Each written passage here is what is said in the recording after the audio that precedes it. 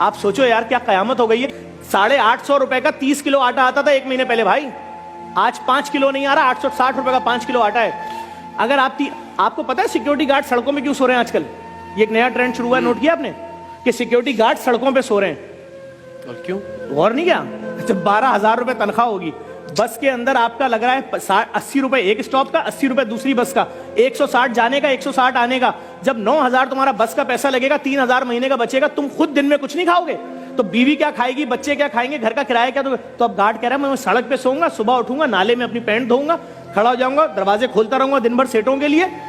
ये है गार्ड। और जो MBA लड़के हैं ना कराची के, खुदा की कसम खा के बोल रहा हूं, रक्शे और चिंचियां चला रहे हैं। क्यों? प्राइवेट नौकरी में 30,000 से ऊपर कौन दे रहा है यार? यहाँ फिर भी कुछ ना कुछ 35,000 से ऊपर कौन दे रहा है? वो 35,000 में तलाकें हो रही है लोगों के घरों में, माँ बीमार है तो इलाज नहीं करा सकते, माफियाज का राज है, डॉक्टर के पास जा रहे हैं, डॉक्टर वो टेस्ट लिख के देता है जो 2.5 लाख रुपए का। क्यों? डॉक्टर भी उस माफिया का हिस्सा बन गया। सब डॉक्टर नहीं, लेकिन बहुत सारे डॉक्टर, वो टेस्ट लिखेगा तो उसको आधे पैसे वापस मिलेंगे ना। हमारे लोगों का क्या हाल हुआ है यार?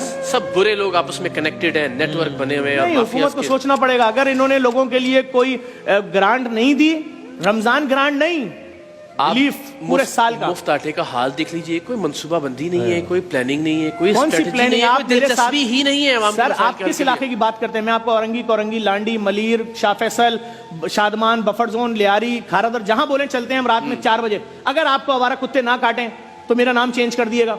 हमारे 3 साल की बेटी को आवारा कुत्ते काट के मार दें, हुक्मरान तो इधर आते ही नहीं पुल के इस तरफ। जो जुल्म देखें, सड़कें हमारे पास नहीं है, पानी हमारे, हम गटर का पानी पीते हैं भाई, गटर का। और अगर जिंदा रहना है तो जो पानी खरीदोगे उसका 9,000 रुपए बिल बनता है, और वो भी हमें पता है वो कोई फिल्टर विल्टर नहीं होता, वो खाली हमें दिल को मुतमईन करने के लिए 2 नंबर पानी भर के दे रहा है। तो भाई लोगों को कोई सोच ही नहीं रहा है यार। आप सोचो 40,000 रुपए के अंदर 20,000 रुपए घर का बिल चला गया, रेंट, 15,000 के इलेक्ट्रिक ले गई तुमसे, 5,000 में जिंदा कैसे रहेंगे?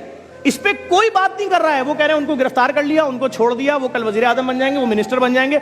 ये जितने कैमरामैन आपके खड़े इनसे कुरान पे हल्फ उठवाओ, 1 नौकरी कर रहे हो कि 2 नौकरी कर रहे हो?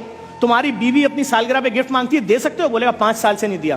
क्या अपनी माँ को दवाई दे सकते हो? करेगा हाँ मेरी माँ की शुगर की दवाई 1,300 रुपए की आती थी 2 साल पहले, आज वो दवाई 7,000 की। मैंने कहा अम्मी मर जाओ, खुदा से जाके शिकायत करना कि मैंने वो बच्चा जिसको पेट में पाला था ना, 9 महीने पेट में रखा, चलना सिखाया, पढ़ना सिखाया, और जब वो माँ मर रही है यार, 40,000 की खबर, 15,000 की मैयत। बस अभी कल पोस्ट चल रही थी एक प्राइवेट अस्पताल की कि एक शख्स की माँ की मैयत नहीं दे रहे, कह रहे 7 लाख दोगे तो मैयत मिलेगी।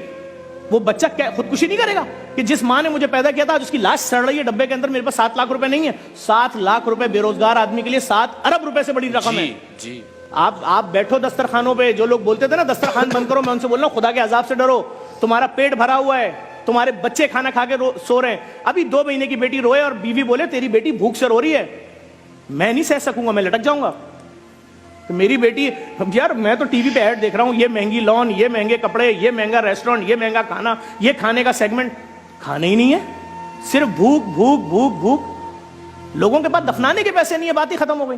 खुदा की कसम खा के कह रहा हूं, मेरे ऑफिस में लड़का आया, यंग लड़का आया, उसने आके ऑफिस में पता क्या बोला?